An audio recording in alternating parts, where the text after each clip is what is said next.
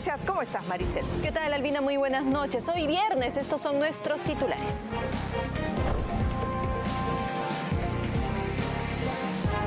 Hoy las autoridades del gobierno ofrecieron un balance tras los fuertes vientos que afectaron al sur del país y parcialmente Lima.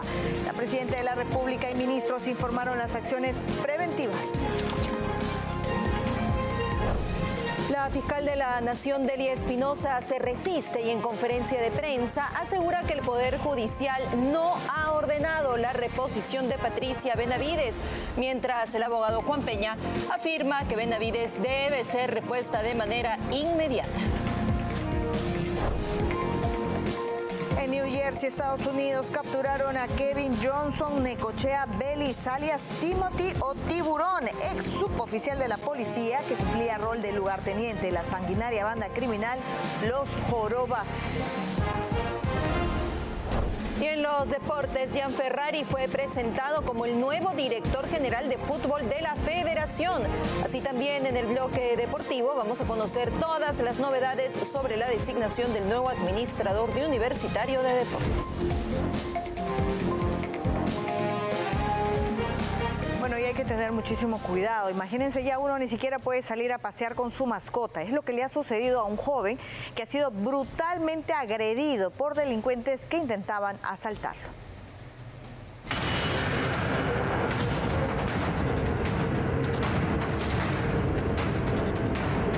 Corrió desesperado hacia su casa para no ser alcanzado por los delincuentes. Sin embargo, fue golpeado salvajemente para robarle.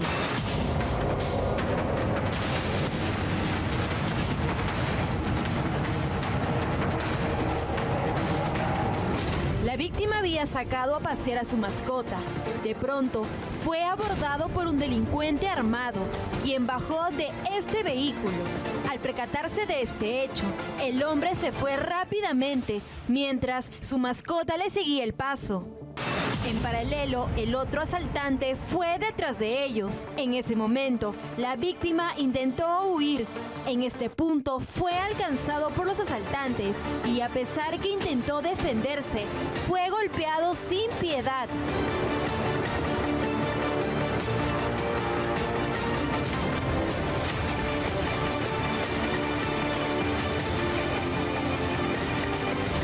Lo que era un paseo habitual con su mascota terminó siendo una real pesadilla. La víctima, intentando escapar de los delincuentes, llegó hasta este punto y es aquí donde fue agredido salvajemente. Según información de los amigos de la víctima, el hombre tiró su celular a este punto. Lo que sí lograron robarle fue una cadena de oro. Al tener el botín, los delincuentes huyeron de este lugar. Fui a verlo y estaba con las heridas acá en la cadena, digo, en el cuello tenía como que una marca que le habían jaloneado la cadena. Salir por ahí a esa hora, ya no estás tan seguro de por dónde vive. El robo se registró en la cuadra 1 del jirón José Sabogal en Surco. En tanto, la víctima terminó con heridas en el rostro y otras partes del cuerpo.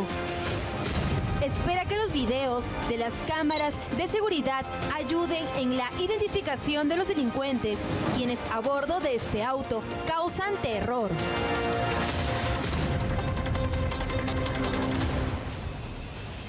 Se registró un violento accidente en San Juan del Lurigancho entre un vehículo de transporte público y una mototaxi. Los vecinos de esta zona aseguran que accidentes de este tipo están siendo cada vez más frecuentes.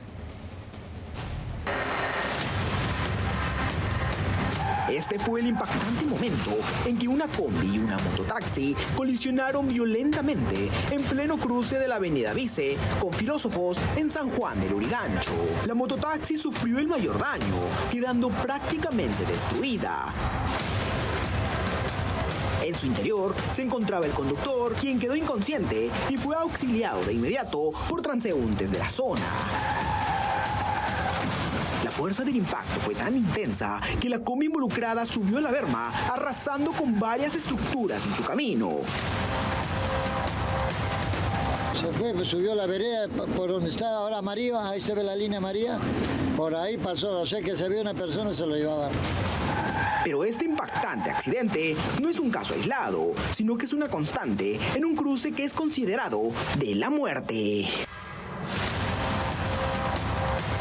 lo menos, mire, yo vivo aquí en la zona, yo aquí tomarán unos 10, 15 accidentes en lo que va del año. Moto, taxi, los mismos carros. Uno acá, un carro que se empotró justo en medio de la columna del tren, otro acá y ahora, bueno, otra vez aquí, ¿no? Esto se debe a la casi nula señalización en la zona y a la imprudencia de los conductores, quienes ponen en riesgo la vida de transeúntes a diario. Se pelean por llegar, por dar vuelta, qué sé yo. ¿Cuál será su problema? El hecho que los carros a veces no paran. Y por no parar, pasan a full, hermano. Toda esta ruta, como te das cuenta, es vía rápida y no hay ningún tipo de señalización como un rompemuelle o ni siquiera está marcado el cruce peatonal, que sería prioridad. Además, la condición en las pistas juega un papel crucial, ya que muchas de ellas presentan baches que incrementan el riesgo de accidentes. Vecinos de la zona piden mayor control, ya que quedan expuestos a un peligro constante. Normalmente yo por lo menos paro muy alerta ya considerando los riesgos y bueno, el poco respeto que tienen las unidades de transporte público por esta zona, pero bueno, hay que tener cuidado nada más, no queda de otra. Felizmente este terrible accidente no dejó víctimas mortales. Sin embargo, se espera que las autoridades tomen atención a esta zona en la que en cualquier momento podría haber pérdidas humanas.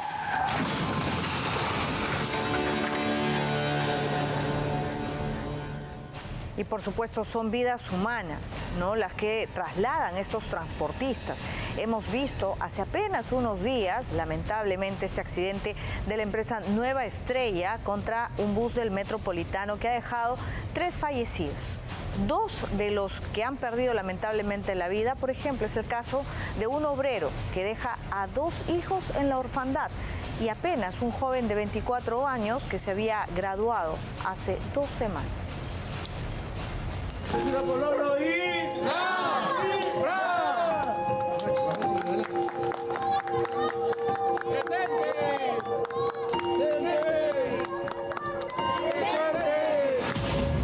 Así despidieron sus familiares y amigos del vecindario al gran Lolo, una de las víctimas mortales que cobró el trágico accidente donde un anconero colisionó contra un bus del Metropolitano.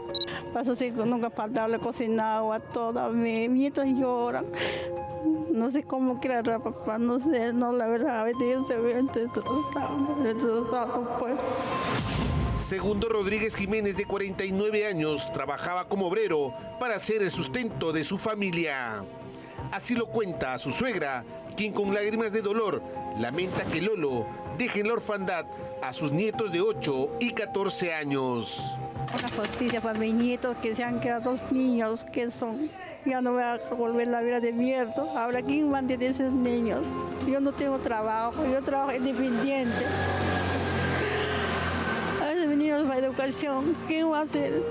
Aquel día fatídico, la víctima viajaba desde Ancón hasta el centro de Lima en una cúster de la empresa de transportes Nueva Estrella. Se dirigía a un centro médico tras sufrir una fractura en el brazo en su trabajo. Por otro lado, los gastos de sepelio de Segundo Rodríguez ascienden a 20.000 soles, una suma imposible para la familia que vive en el cercado de Lima. Por esa razón es que decidieron trasladar los restos mortales hasta Chiclayo, su ciudad natal.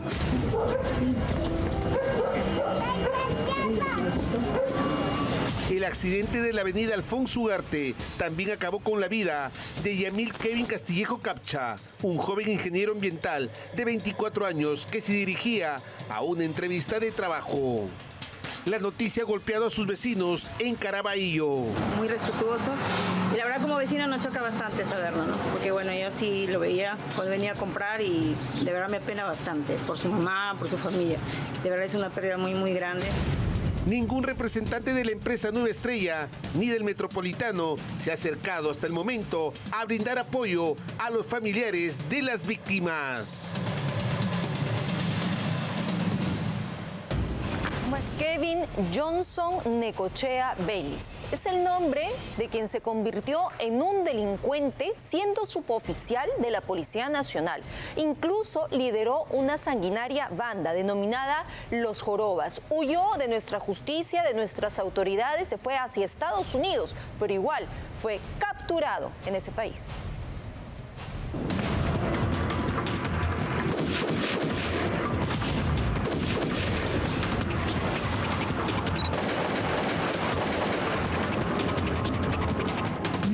salva de su mente monstruosa.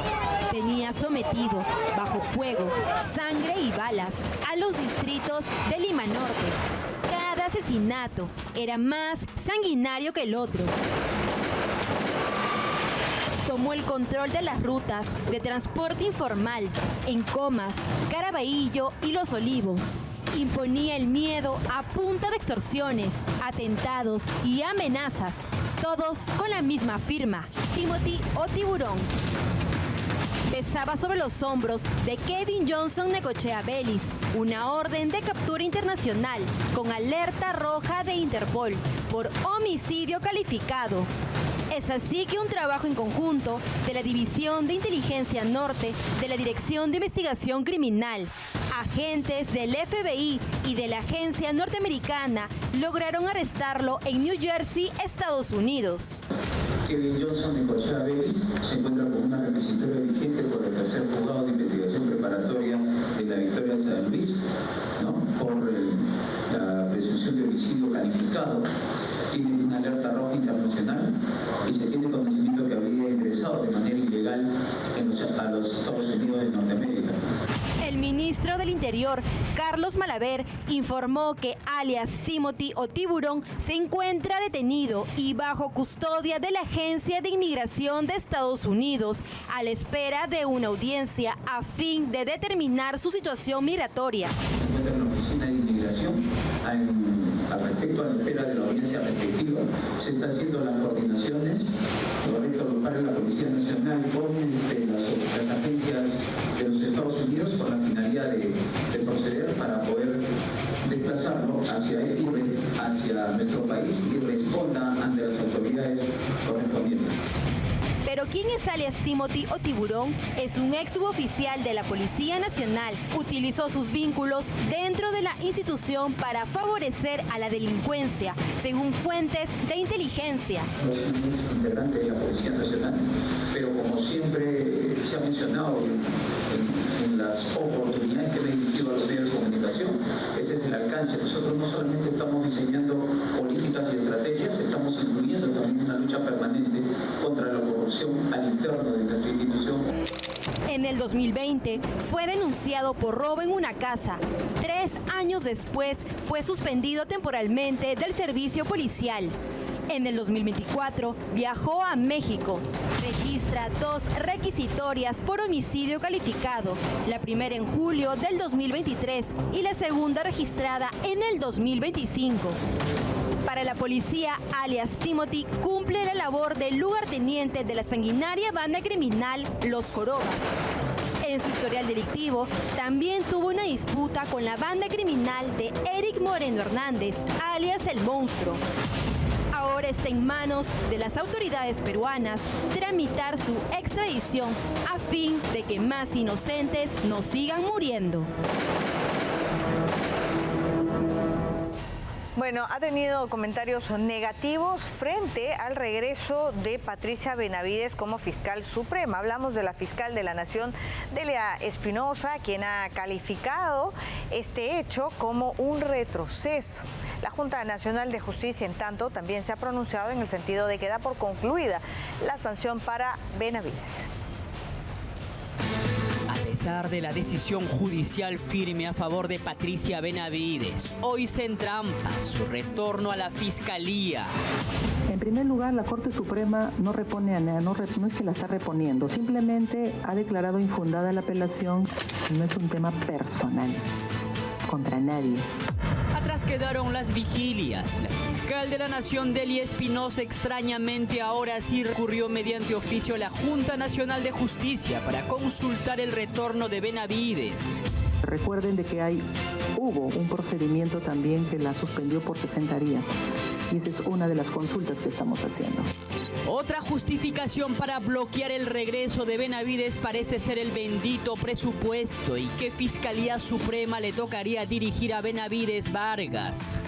Sobre el tema del presupuesto, efectivamente, se podría decir que se nos está asfixiando. La pregunta es ¿por qué? Estamos a la espera de que el área de presupuesto nos informe de manera certera si es que tenemos el presupuesto para atender el eventual retorno de la señora Benavides. Frente a estos pretextos, desde el Poder Ejecutivo, el ministro de Justicia respondió. Es una decisión del Poder Judicial y nosotros siempre hemos dicho somos respetuosos de la institucionalidad. Si el Poder Judicial, evaluando las circunstancias que se han presentado, ha decidido que la señora Patricia Benavides regrese, tenemos que cumplir lo que dice el Poder Judicial. La fiscal Espinosa también culpó al Congreso sobre un eventual regreso de Benavides. Explicó que la Subcomisión de Acusaciones Constitucionales, de una manera inusitada e inexplicable, archivó el caso de Benavides en el último día de legislatura. Y de los 7 congresistas que votaron para que se rechace ese informe que decía procedente la denuncia, 5 están investigados en el Ministerio Público. Conflicto de intereses. Lo archivaron. Y ese es el criterio que ha asumido la Corte Suprema, que puede ser cuestionable. Espinosa Valenzuela brindó estas declaraciones tras presentar su último balance de gestión, en un contexto donde las excusas se multiplicaron, los argumentos se debilitaron y aún no se vislumbra el regreso de la fiscal suprema Patricia Benavides. No es un tema personal contra nadie. Pues lo parece, ya a los niveles a los que se ha llegado de enfrentamiento desde el primer momento, el atrincheramiento que realizó Delia Espinosa, esta vigilia y el no querer salir ni siquiera del local del Ministerio Público al inicio, demostraron que sí, es un tema aparentemente personal, porque con Patricia Benavides lo que se hizo cuando no estuvo de acuerdo con una decisión de la Junta Nacional de Justicia es seguir los procedimientos normativos que correspondían, acatar la decisión inicial y luego proseguir con el camino legal que ella consideraba era el más conveniente. Pero a raíz de esta situación, Delia Espinosa, yo no sé cómo va a generarse en el Ministerio Público un ambiente de paz y de calma cuando todo está más que movido. Claro, estas declaraciones son inoportunas porque se entiende que estamos en una democracia donde las resoluciones se tienen que acatar, ¿no? Y si bien hubo este incidente en el Ministerio Público, porque justamente ella se resistió a salir de su oficina, ahora que hay esta otra resolución de la Corte Suprema, del magistrado César San Martín, entonces que ella califique este hecho como un retroceso, en verdad llama poderosamente la atención. Pero lo cierto es que tenemos ese documento. Delia Espinosa pedía el pronunciamiento de la Junta Nacional de Justicia y este es el documento justamente de este órgano. Lo colocó el propio abogado de Patricia Benavides, Jorge del Castillo, en el que se da a conocer el acuerdo de la Junta Nacional de Justicia de dar por cumplidos los 60 días de suspensión como fiscal suprema, ¿no? Y en medio de esta situación, pues se tiene que dar la reposición inmediata. Y este es un documento oficial que está firmado por Magnolia Martínez de la Dirección de Procedimientos Disciplinarios de la Junta Nacional de Justicia. Requiérase a la señora Delia Milagros Espinosa Valenzuela de cumplimiento al ordenado en la acotada resolución emitida por la Junta Nacional de Justicia en el plazo de un día. No hay más opción. Entonces, repuesta Patricia Benavides como fiscal suprema y vamos a estar atentos, por supuesto, a ese retorno a la sede del Ministerio Público a ver qué pasa exactamente. Pero lo que ha mencionado su abogado, el doctor Peña, es que esto tiene que ser acatado sin miramiento alguno. Esa reposición es un hecho que tiene que ser asumido también por la fiscal de la Nación. Tal parece que no la quiere ver ni en pintura. Y es que la fiscal de la Nación, Delia Espinosa, pone todas las excusas con tal de retrasar lo inevitable. Que Patricia Benavides vuelva al Ministerio Público a ocupar su cargo como fiscal suprema, luego que la Corte Suprema anulara la resolución judicial que la suspendía por 24 meses. Trata de alargar lo que por ley corresponde. Y bueno, veamos a ver si es que la Junta de Fiscales Supremos va a avalar este comportamiento de la señora Espinosa. Porque si es así, ellos también van a tener que, lamentablemente, asumir consecuencias de un capricho ni siquiera jurídico, sino personal de parte de la señora Espinosa. Primero, Delia Espinosa señaló que la reincorporación de Benavides dependía de la Junta Nacional de Justicia. El día de hoy hemos emitido, en horas de la mañana, un oficio a la Junta Nacional de Justicia solicitando que se dé respuesta a un requerimiento que aún no ha sido respondido por parte de la Junta Nacional de Justicia. Hubo un procedimiento también que la suspendió por 60 días.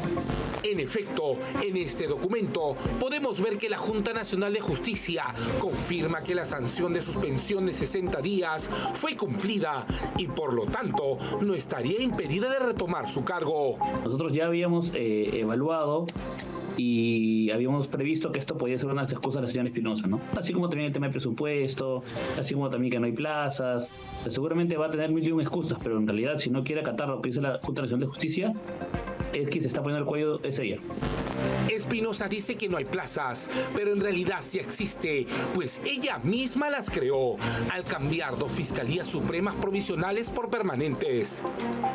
Y si hay vacantes, por consiguiente, hay presupuestos. Ella, entendiendo que la doctora Benavides y el doctor Tomás Gálvez no iban a regresar en este año seguramente a la fiscalía, trató de hacer esta convocatoria de fiscales supremos para que otros ocupen esta plaza y que cuando la doctora Benavides y el doctor Tomás Gálvez quieran regresar, las plazas ya estuvieran completas. Lamentablemente para ella, esas plazas aún estaban vacantes para cuando el doctor Tomás Gálvez y la doctora Benavides han logrado regresar de acuerdo a ley. Pero, ¿qué pasaría si la fiscal de la Nación se rehusase a reincorporar a Patricia Benavides? Este capricho de no aceptar la resolución de la Junta va a conllevar seguramente una suspensión, una destitución. Y luego no nos quejemos más adelante cuando la Junta la suspenda o la destituya y salga a llorar diciendo de que es agraviada y que es una víctima de la Junta Nacional de Justicia. Tengamos en cuenta que no es la primera vez en que Adela Espinosa no respeta una decisión de la Junta Nacional de Justicia. Y en un momento se rehusó a acatar la orden. Este sería el segundo rehusamiento. Entonces serían 2 faltas administrativas. Ojo con eso. Un capítulo más en esta telenovela que enfrenta a 2 fiscales que por mandato judicial volverá a unir a 2 mujeres en un camino.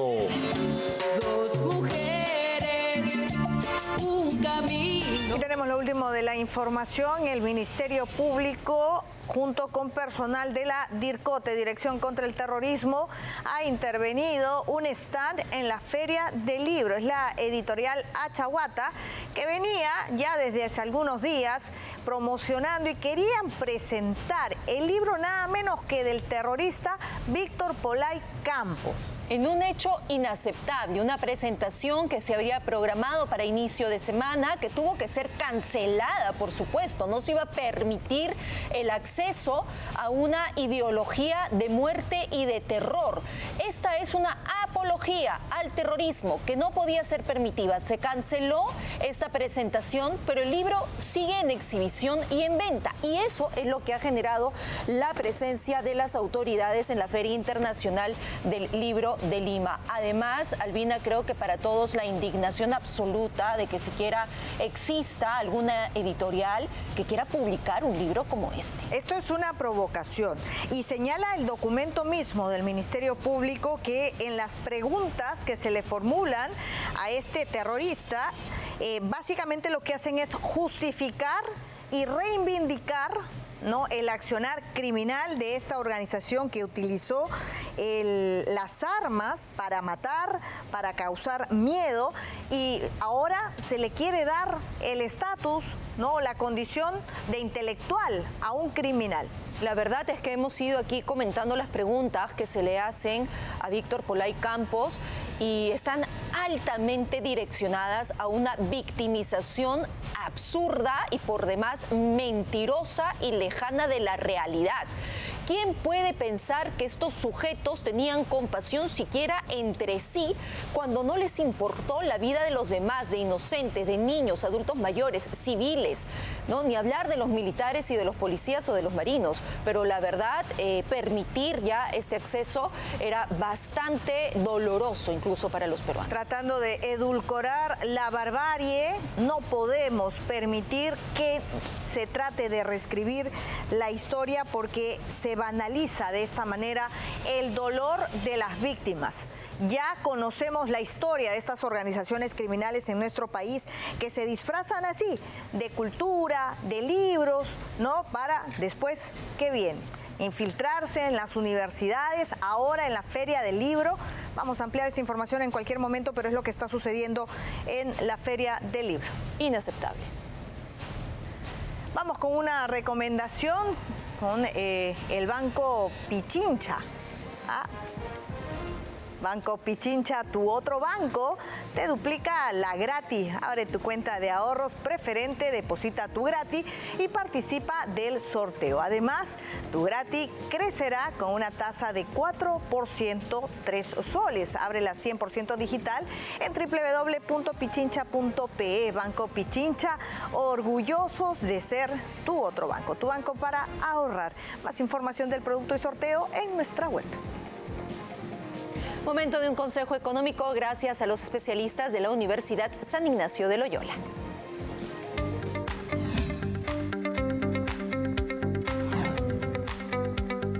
¿Qué tal? ¿Cómo están? Bienvenidos a un nuevo Consejo Económico. El día de hoy nos acompaña Jorge Luis Javier Vidalón. Él es director de la carrera de Administración aquí en la Universidad San Ignacio de Loyola. Jorge Luis, bienvenido. Gracias por la invitación, Augusto. En esta época de tantos cambios, ¿qué tipo de iniciativas, innovación o investigación hacen en la universidad para poder adaptarse a los nuevos tiempos? Porque me imagino que hay algunas carreras que van a ir como desapareciendo. El administrador actual lo que tiene que hacer es enfrentar ello. Y definitivamente en la UCIL estamos muy atentos a las nuevas tendencias. Si bien es cierto, habrán algunas carreras que se tendrán que repotenciar, un poco tomando el concepto de reskilling que comenté en una anterior entrevista, pero también van a haber algunas que vamos a tener que crear. Y ahí un poco la universidad está muy alineada, porque la innovación dentro de una universidad tiene dos aspectos importantes: el nivel de investigación que tenga y las propuestas de empresas o de emprendimientos nuevos que nosotros hagamos. Justamente una de las grandes barreras que tenemos en la transformación empresarial del país es justamente que los chicos no tengan las habilidades adecuadas para poder lograr ayudar a la empresa a poder desarrollarse. Muchos de los consejos consultivos que he tenido, siempre he tenido ese feedback de los empresarios. Jorge, ¿sabes qué? Sería bueno que los chicos también cuando lleguen a las empresas aporten, porque siento como que muchas veces es lo contrario. Llega el chico y la empresa tiene que capacitarlo, tiene que adecuarlo para que luego recién comience a aportar en la empresa. Yo creo que podríamos ahorrar un buen tramo si logramos que los chicos aporten desde que están en la universidad. Pero eso es un poco lo que trata la universidad de lograr acá con sus alumnos, ¿no? Que sean disruptivos, que lleguen a marcar cambios, que no tengan miedo de manifestar su idea y tratar de buscar, ¿no? Una ruta alterna para conseguir los objetivos. Sí, y creo que estamos, modestia aparte, en buen camino, ¿no? Por ejemplo, Chimago Institution Ranking nos está catalogando como la segunda universidad que lidera la investigación en el Perú. Muchas gracias, Jorge Luis, por haber estado con nosotros, y con ustedes será hasta el próximo Consejo Económico. Otra gran recomendación: ¿tienes tos? No dejes que te detenga. Palto Miel alivia con lo mejor de la naturaleza: palto, eucalipto y miel. Palto Miel es un jarabe natural que calma la tos y alivia la garganta. Para adultos y niños desde 2 años. Confía en Palto Miel, tu aliado natural contra la tos. Consulta a tu médico. Vamos a hacer una brevísima pausa comercial y vamos a regresar. La presidenta Dina Boluarte le responde a la Corte Interamericana de Derechos Humanos. El Perú no es una colonia, les ha señalado. Y también esta tormenta de arena que alarmó al sur de nuestro país. ¿Qué medidas se están tomando? ¿Cuáles son los pronósticos para este fin de semana? Se lo comentamos al volver.